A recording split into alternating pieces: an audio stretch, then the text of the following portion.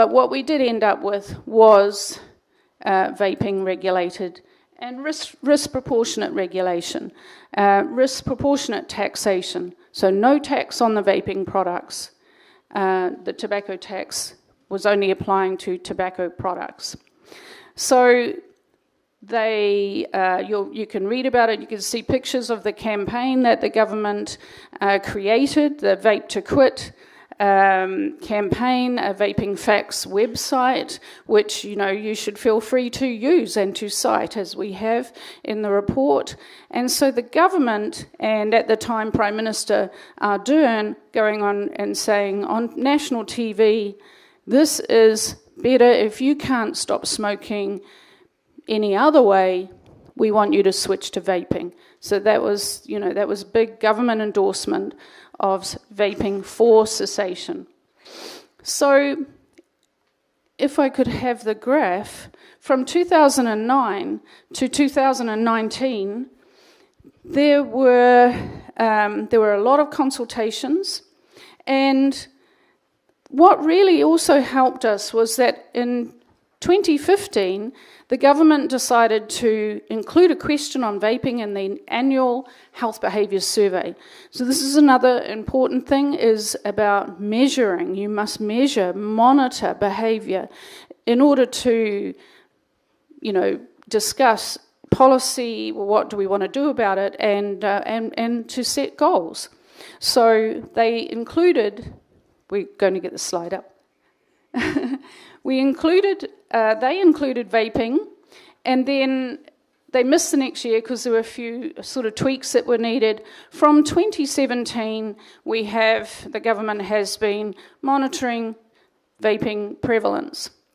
So that first yellow dot at the bottom, 0.9, that was the 2015-16 survey, and then you can see consistently we were having this rise. And if you draw that, fill in the gap, you can see it had gone beyond that organic spread, peer-to-peer, family members to family members who smoked, was spreading throughout the country, and a little bit slow there through to 2019 and 2020 when the regulation passed, and the Vaping Facts website went up, and the campaign, mass media campaign, to encourage people to switch to, isn't this your dream come true for many of you, that we got this? But and then, vaping did go up, and of course smoking went down. So in 2011-12, way at the top, the blue there,